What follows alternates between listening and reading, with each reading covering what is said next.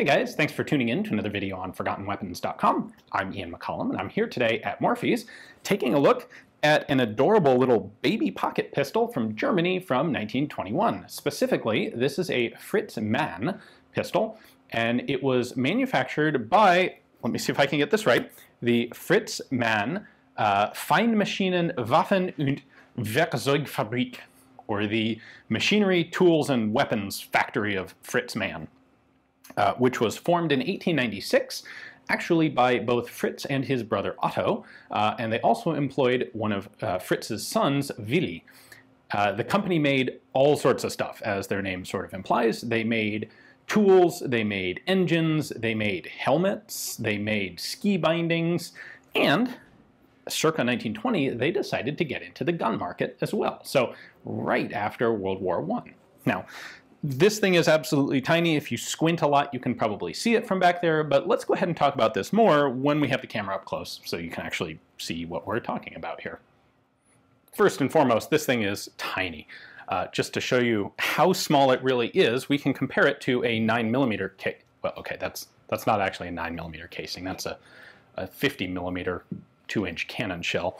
Perhaps a better comparison might be a box of 5.56. Like, it's basically the same size there. It is also a very, very narrow pistol. Has basically no controls on the sides, which helps it to be narrow.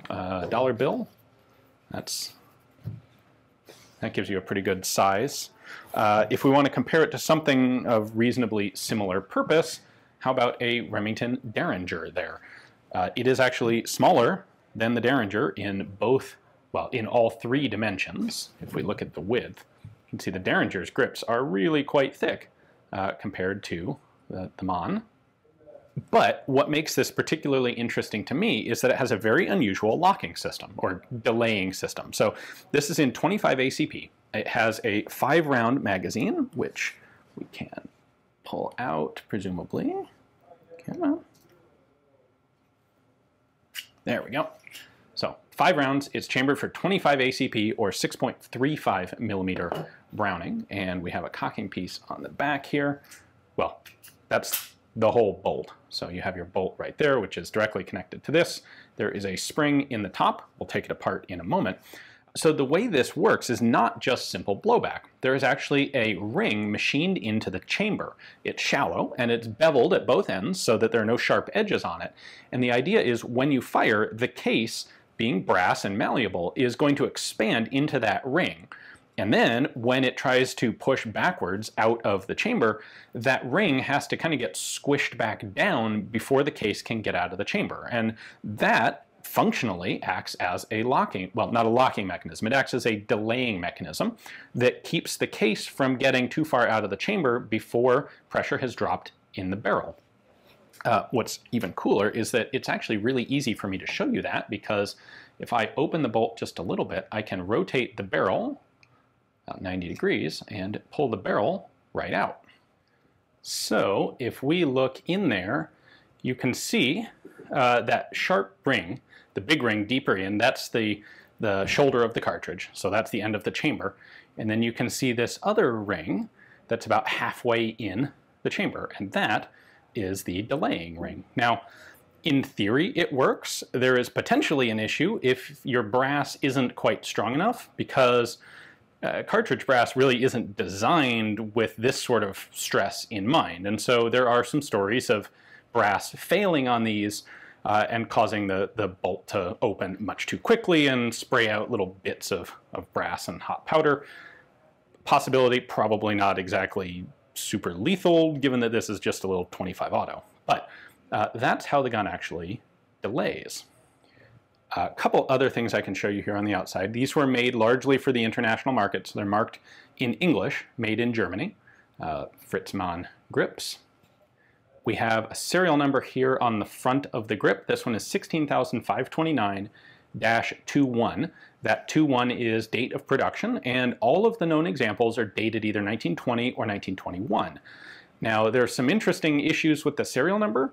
The 1920 guns, based on some numbers I got from Ed Buffaloe through his website, 1920 pattern guns top out at about 3,000. And 1921 guns start at about 16,000 or thereabouts. It seems like there's quite a large serial number jump. And then these seem to jump, 1921 guns seem to go up to at least the 30,000s.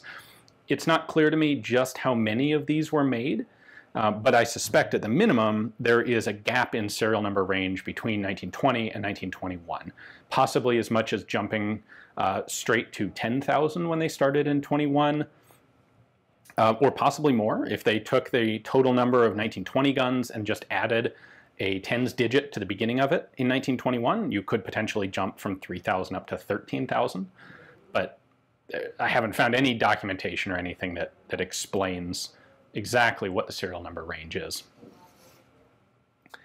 On this side, we have the caliber, which is 6.35 millimeter, and we have Mann's patent. He had a couple of patents on these. The most substantial one was for that chamber ring mechanism. There are sights theoretically on top of the gun. I mean, that's like the world's tiniest, itty-bittiest front sight, and the sight picture is like nothing. Just there might as well not be sights on these. It is meant to be used at very close range. I should mention this is, of course, the magazine release. Putting it on the front of the gun is a nice way to avoid having any controls on the side, other than, of course, the safety lever here. Back is safe, and forward is the fire position. This bump is an interesting piece. When I open this up, you can see that bump is actually this bar. That acts as the ejector and also as a loaded chamber indicator. When there is a cartridge in the chamber, let's just put the barrel back in for a moment. When there's a cartridge in the chamber, the rim is going to push on that bar and push that little detent out, which will act to tell you that the chamber is loaded, and it acts as a detent behind the safety, so it makes the safety a little stiffer. When the gun's not loaded, this just kind of swivels back and forth pretty easily. But if you actually have a cartridge in the chamber, it's harder to push, like you have to actually push it from fire into safe, which that's actually a nice, not too trivial safety mechanism. All right, now to further disassemble this, we can take the recoil plug out, recoil spring. This is a guide rod that runs down the length of the frame and threads into this piece. So I'm going to hold this in place. There's going to be a lot of spring tension released when this is unscrewed.